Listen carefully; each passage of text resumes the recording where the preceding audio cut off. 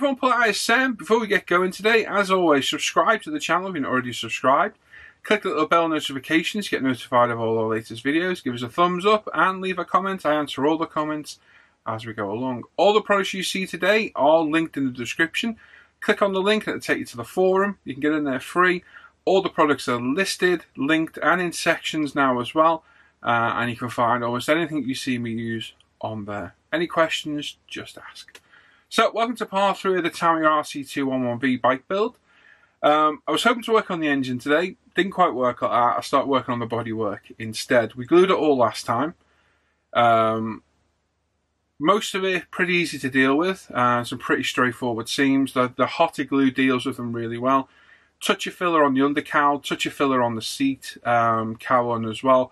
Really awkward to sand that one, so really take your time. A few spots of CA glue here and there to fill it. A couple of seams to remove off the front fairing and the fuel tank cover as well, but again, really easy to deal with.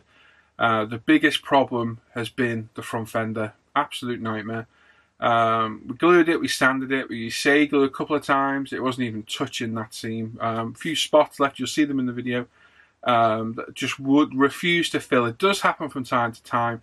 So I resorted to sprue glue. Now, if you've never used sprue glue before, it's this. So basically what you do, it's not my idea, it's been around for years. I take about half a bottle of Tamiya Extra Thin, cut up excess sprue, so basically the sprue that you left after building your kit, into about centimetre long pellets and drop them in until you get just the right consistency that you like. Now, you're going to have to let them dissolve and then stir them, so leave them overnight, check, add more, so on and so forth, so you get what you're happy with. For me, I like it just thick enough so it holds on the brush and just drips off every now and then. To me, that's perfect for me. I'll show it in the video. It's really easy to make, and it's quite a good filler. Because you're adding plastic to plastic, it fills quite well. So the wheel arch currently has that on it, as you'll see in the video. We're going to let that dry. It takes a few days to fully cure and harden, so I'm going to leave at least 2 or 3 days. Hopefully when we sand it back, the seam will be dealt with and we can crack on with priming it. Now, priming it, we're going to have to prime some parts in white, some parts in grey, some parts in black. The black will be the frame and the swing arm, which we've also dealt with today. We've also got the blue for the front wheel arch. Not blue, sorry, grey for the blue front wheel arch. Because I'm spraying it in blue, I want to see where I'm spraying. So I'm going to put it over grey, I think. I don't know yet, grey or white, I'll decide. We'll see.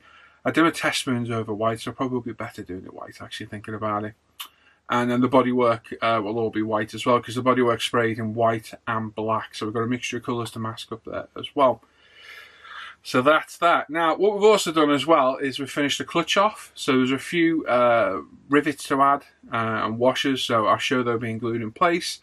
We'll give it a wash and then we'll crack on with getting that bodywork done. So it's not super exciting today. It's a 25-minute video, wherever it is, showing how to deal with the bodywork. Once that sprue glue's dried, we'll come back next time and sand it. And hopefully we can move on to primer, get it painted, start getting the engine done, and really progress with the build. Doing these seams is reminding me why I don't like doing aircraft anymore. They frustrate the life out of me. When they just won't fill, they drive me nuts. I tried every filler. Before somebody comes back telling me use Bondo, I've got it, used it, don't like it at all, doesn't seem to work. I've tried every filler imaginable. Tamiya, Mr. Hobby, MRP, Bondo, everything out there. You name it, Vallejo. They all shrink. They all don't hold in there. Not impressed at all. The best one I've used is sprue glue, but CA glue is probably my favourite. CA glue will fill most things really well. Just on this occasion, that front wheel arch, you just will not fill those little pit holes. You'll see them in the video. I use a Sharpie marker to show them. So hopefully we can come back and we'll get it all done. So that's that. So let's get cracking and show what we've been doing. First off, I'm going to show you all the parts I de-sprued and tidied up, and I'll explain the reason why for that in a minute. Okay, so as I said, I've de-sprued all the parts and they're all cleaned up and all sectioned off into these. We've got the smaller case that's got all our screws in, hoses, our clear parts and anything. It's smaller, we don't want to lose. And I've got this bigger one that we've got all the kit parts are in, ones that are being used and not being used, some painted parts, our aftermarket, and our magnets are in there too. So the reason I've done this is it's quicker, easier, and the parts are at hand, all cleaned up to crack on with the video builds.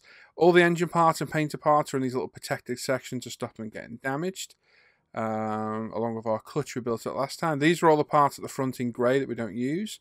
Got our aftermarket bits and bobs there, all our bodywork and our frame. And all these parts at the back are all the separate sprues. They're all labelled, they're all cleaned off and ready to go. So doing this makes things a bit quicker. Rather than showing me clean all the parts up, they're all cleaned up and we're ready to go. I've also circled all the parts used, so I know everything used to make sure we've got all the correct parts, because there are excess sprues in here, and all those parts in that front centre section are the bits we won't use in this build. So it's going to speed up. You don't see me clean up every part, so they're now all done. Okay, we're back on our clutch. So last time we built the most of this up. We've still got some rivets and washers to add. So we're going to cut off all the washers. Do apologise about the camera. Again, because I'm zoomed in so far, it picks the nearest point, so I know in future not to zoom right in. We've got a couple of washers to add and a couple of rivets, and these need drilling in place. So we've got a Tamiya pin vise there with a 0.8 mil drill bit in. And we're going to very lightly drill the resin. Now bear in mind it is resin. Resin is softer than plastic, so keep all the movement downwards. If you move from side to side, it will open it up sideways. You don't want to widen it too much. So once you've got your hole drilled and you're happy it's cleared out, we're going to grab our tweezers, pick up the little circular washer and try and pop it in place. There we go. And now we're going to grab one of our rivets. These things are tiny. I'm going to put a dab of CA glue on it and pop it in place. So if I zoom right in, I can show you just how small these are. They are very, very small. Don't apply too much pressure to those tweezers or that part will go pinging off into oblivion. So we're just going to carefully dip it in, line up our washer on our hole. So we're bordering on brain surgery kind of modelling here now. So we're going for multiple tweezers.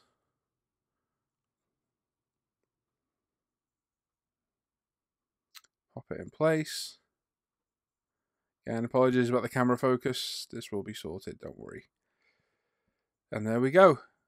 There's 3 of them in place. 2 more left to do, which we'll do off camera. Nice and easy. Just take your time drilling them and you'll be just fine. So there we go. There's all 5 done now. Our clutch is all nicely assembled, detailed up. Pretty happy with that. Could have been a little bit better in places, but for the most part, it's fine. So we've got some Tamiya panel line marker wash. We've got the black one. I've thinned mine a touch more with some odorless thinners. This gives it a bit more, allows it to run a little bit easier. So we're just wiping off the majority of it and allowing the capillary reaction to carry itself all around all the parts. So we've got a nice even wash all over. So don't paste it on, just dab and let the capillary reaction carry it. Excuse my optivisor showing through. Just proving very, very useful on these small parts, especially things like those rivets. And again, don't apply too much of this. I've found in the past, if you put too much on CA glue parts, it can undo the CA glue. So put it on sparingly, any recessed or raised areas, and then on the sides, we're just going to dab it and let it flow between the clutch plates until we're all done and we're all happy. It's a very good product from Tamiya. Very hard to get hold of in the UK. Probably down to some silly labelling law, but it's very hard to find. Not a lot of retailers sell it. Just one of those things. As you can see, it travels well. The capillary action pulls it through the parts well. And it will give a nice one look at the end. Once you've let it dry, usually 30 minutes to an hour, depending on the temperature, I'll gently remove the excess with a cotton bud. There's nothing on this. It's a totally clean, dry cotton bud. I'm just mopping up, not necessarily wiping, but dabbing and picking up any of that mostly excess we can get off.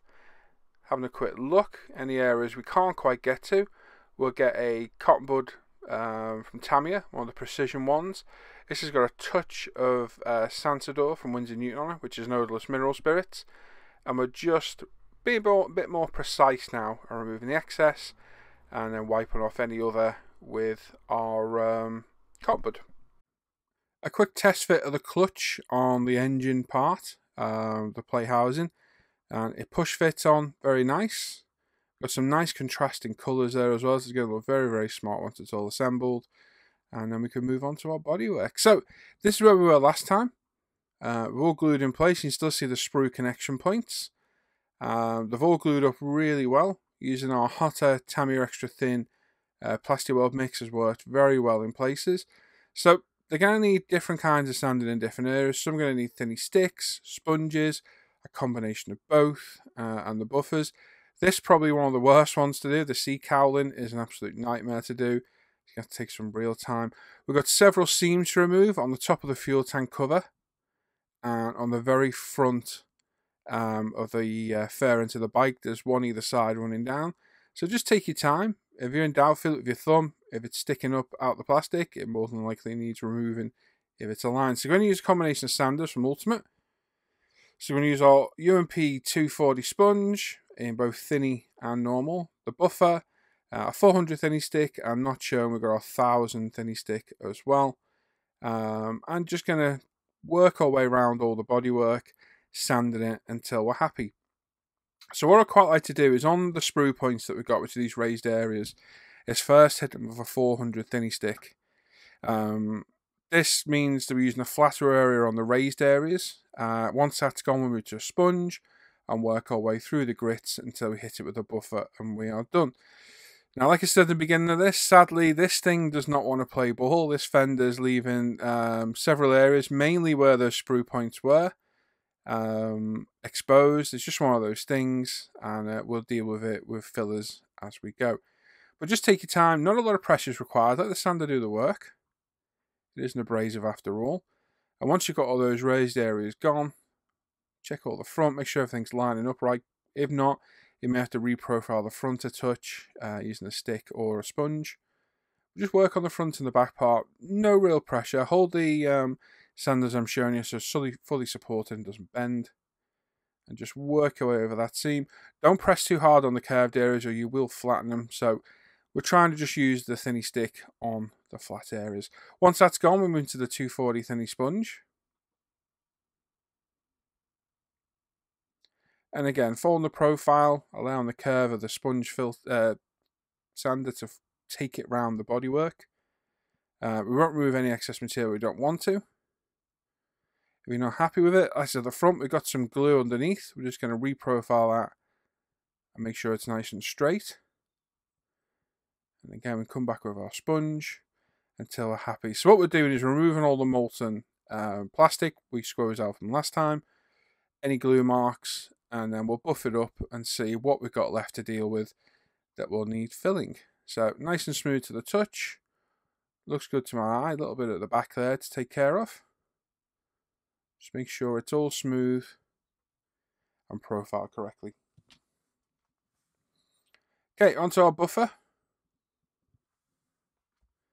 So what this will do, we're not going to be finished on this, I know I'm not, but some of the other parts we were, they didn't really need any filling.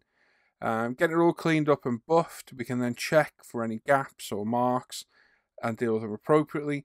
Like I say, my two favourite fillers are CA glue and sprue glue, whichever you want to call it. I've tried all the others. I just find they shrink or they just don't adhere properly. And I've tried them all, like I say. So having a look at that, I can see a couple of points there already that will probably need some filler. So we'll try CA glue to begin with. If that doesn't work, we'll resort to the sprue glue. So it might not show on camera, but there's 2 points. It's almost exactly where the sprue locator marks were. They always tend to leave a seam, but one about there. You can actually feel it with the cocktail stick if you push it in, and one just there as well. So it's going to take a little bit of work, but hopefully we'll get there in the end.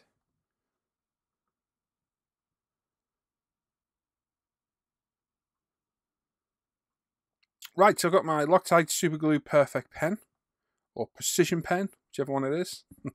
I always forget, I call it either.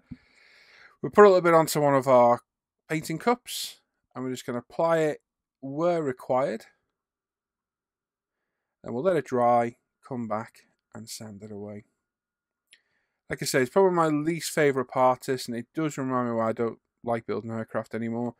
The seam work drives me round the bend. I find it a very frustrating part of modelling. So, Little tip on these rear sections, this part goes over the exhaust and goes onto the back of the seat cowling. Clips on like so over the exhaust. When you are sanding the side profiles of this, don't be too rough on the edges, because if you profile the back part too much, it won't match the front. So just really take your time. It's worth now, if you want to, sand it whilst it's on there. But really take your time not to reprofile it. Now, to me, this is one of the trickiest parts to sand. You've got several inserts. We've got 2 inserts at the back there and several components to take care of. We don't destroy. As you can see, there's a seam line there, glue line, glue lines. This is going to take quite a bit of work to do, and it needs quite gentle sanding, because if you reprofile it unintentionally, it can look a bit off. So take your time and just pay real attention. So with this section at the back, we're trying to leave the raised section in. You could remove it if you want to fully. Use a square piece of plastic card to add it back in, but I like to try and leave it. So using a combination of thinny sticks and customizable sanders cut to shape, in the 400 grit, some gentle sanding will remove that seam line with ease. And once you're happy with it, hit it with a buffer and get it all cleaned up. Zooming back in, we've added some CA glue to the seams on this part now. You can see them up at the top and along the middle there as well. So any seams that were still left after sanding, we put some of the precision pen CA glue in there. And again, we'll leave it overnight, let it fully harden by itself, and come back and sand them in the morning. Same on the bottom, very little to fill, just 1 or 2 little points. Once the plastic has been removed from gluing, which we haven't done yet, this is just after gluing, but there will be a couple of points to fill, but nothing too difficult. So there we go, all sanded, no problem at all, pretty straightforward underneath.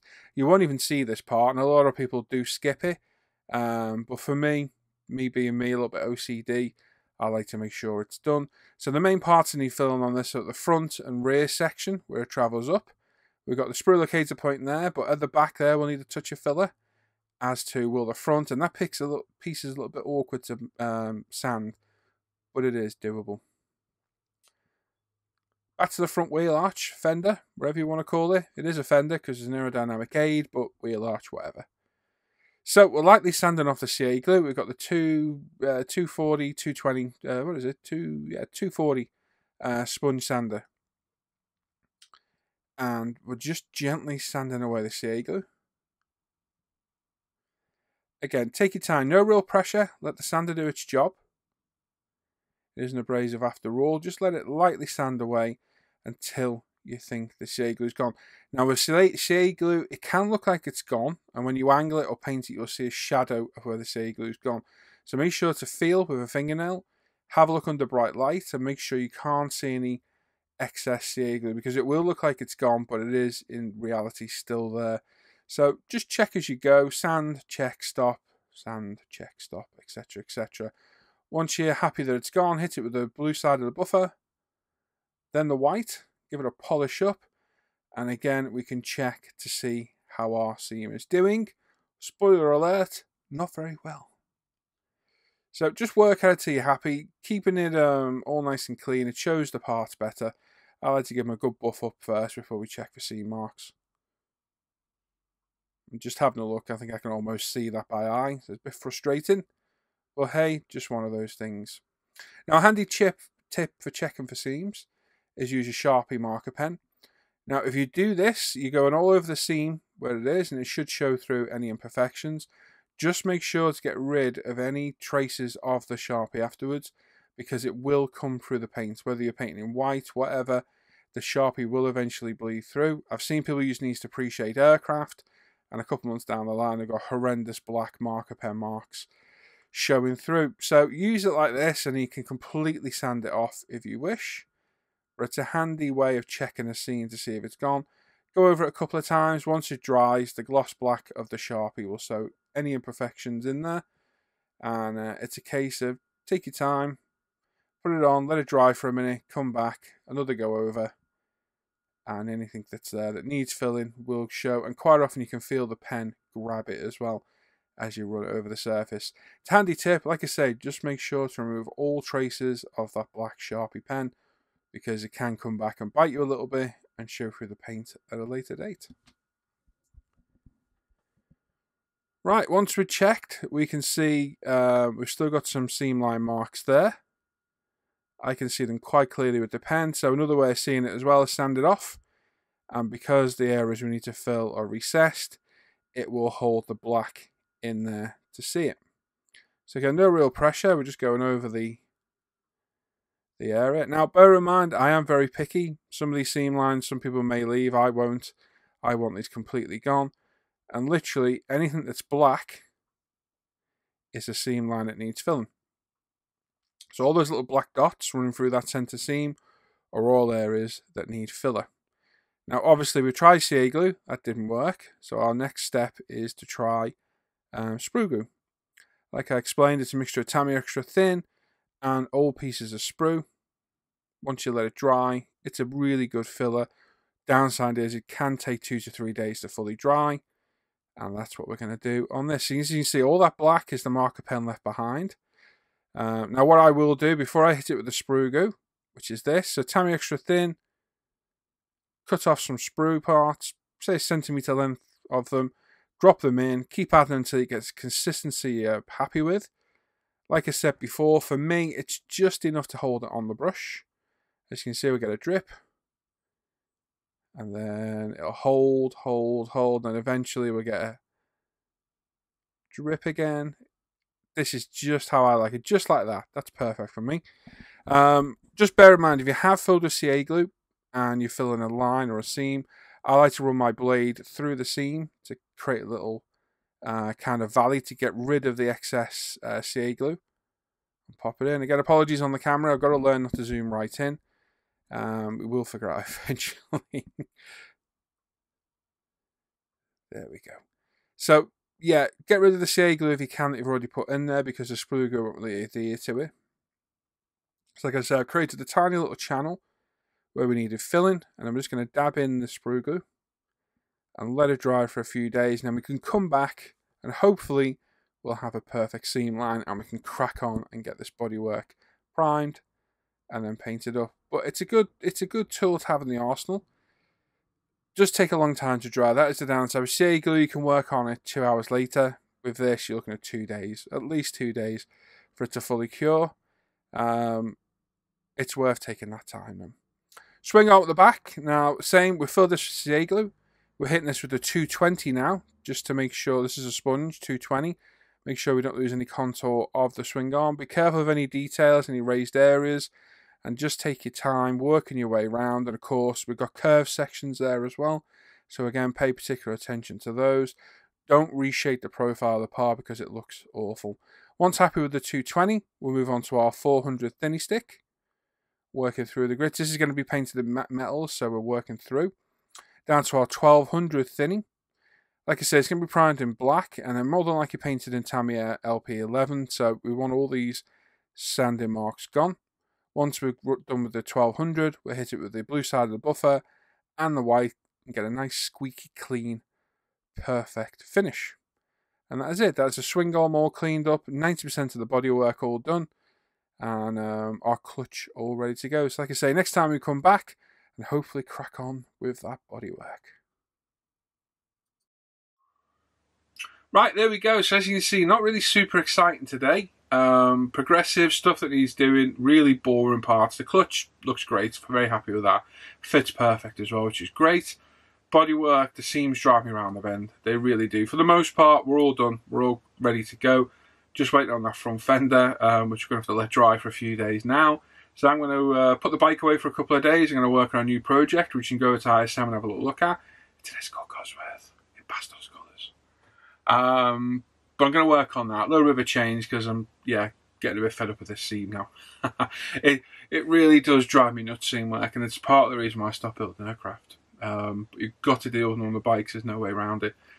So that's hopefully we'll be back in part 4. We can get all that bodywork primed. I think I said that in part 2. But hopefully we can get it all primed. We can put that to one side then, work on the engine, get the swing arm painted up. Got some experiments to do on the swing arm paint as well. Not sure what colour to use there. It's going to be one of the LP paints. I'm thinking LP11 to be honest. I've got the retarder and I've got the standard. I'm going to try the standard, see if we get a better finish. Don't know. I'll let you know on that one. We'll figure that out in part 4. But like I say, the plan is let's get the bodywork primed, and then we can let that fully dry, and then we can move on with the build. So there we go. Thanks for watching. Sorry it's not be the most interesting video, but as always, got any comments, questions, whatever, pop them in down below. I do answer them all. It can take me a while to get to them, but I do answer them. Check out umpretail.com. We can get a lot of the products I've used today. Check out ISM Facebook page and forum. Check out Live at the Bench page, Off Air Hangout group, and my Paul ISM modelling page. Everything's linked in the description down below. Links to products, links to all those sites.